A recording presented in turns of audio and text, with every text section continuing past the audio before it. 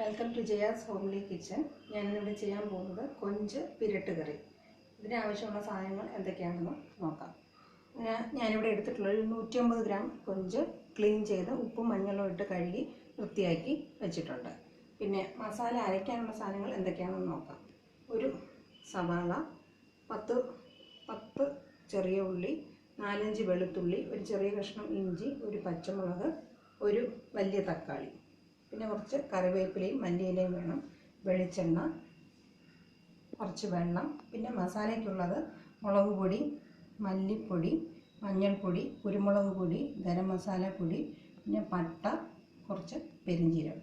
ഇതെങ്ങനെയാണ് ചെയ്യുന്നത് നമുക്ക് നോക്കാം. ചെറിയ ഉള്ളിയും പച്ചമുളക്, ഇഞ്ചി, വെളുത്തുള്ളി, സവാള, തക്കാളി എന്നിവയെല്ലാം ഒന്ന് ചതച്ചെടുക്കുക. നന്നായിട്ട് അരയ്ക്കേണ്ട, ഒന്ന് ചതച്ചെടുക്കുക. തരിതരിപ്പായിട്ട് മസാല ചതച്ചെടുത്ത് കഴിഞ്ഞു. നമുക്കൊരു പാൻ ചൂടാക്കാൻ വയ്ക്കാം. പാൻ ചൂടാകുമ്പോൾ വെളിച്ചെണ്ണ ഒഴിക്കുക.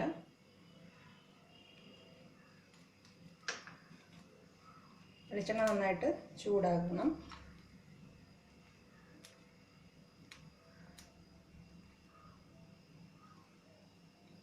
അതിനാദ്യം പെരിഞ്ജീരകം, പട്ട എന്നിവയിട്ട് നന്നായിട്ട് മൂപ്പിക്കുക. നന്നായിട്ട് മണം വരണം പെരിഞ്ജീരകത്തിൻ്റെ.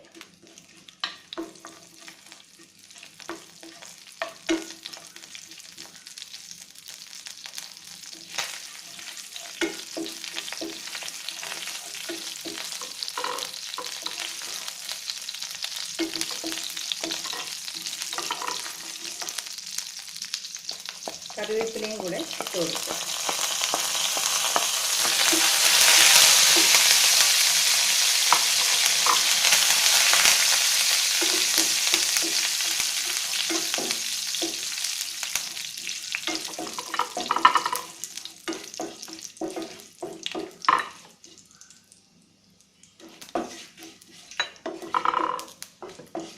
ഇനി ചതച്ച് വെച്ചിരിക്കുന്ന മസാല ഇതിനകത്ത് ഇടുക.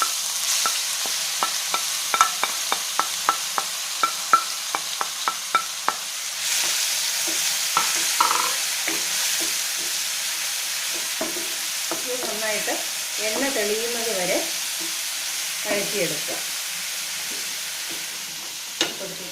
കുറച്ച് മഞ്ഞൾപ്പൊടി, മല്ലിപ്പൊടി, മുളക് പൊടി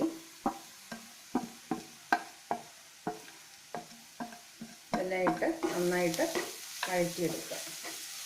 ഇത് 1 മിനിറ്റ് നന്നായിട്ട് മൂത്ത് കിട്ടണം. മസാല നന്നായിട്ട് മൂത്ത് കിട്ടണം. മസാല നന്നായിട്ട് മൂത്ത് നല്ലൊരു കളർ വന്നു തുടങ്ങി. ഇനി ഇതിൻ്റെ കൂടെ കൊഞ്ചിട്ട് ഒന്ന് പുരട്ടിയെടുക്കാം. കൊഞ്ചിൽ മസാലയെല്ലാം പിടിക്കുന്നവരെ നന്നായിട്ട് ഇളക്കി കൊടുക്കുക.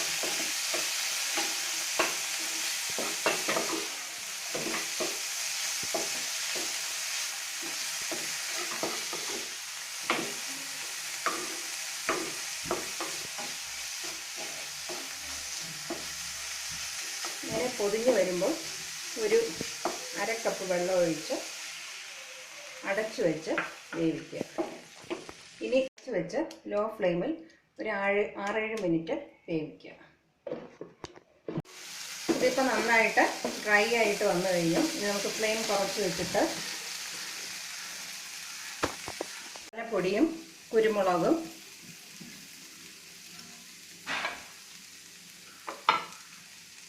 മല്ലിയിലയും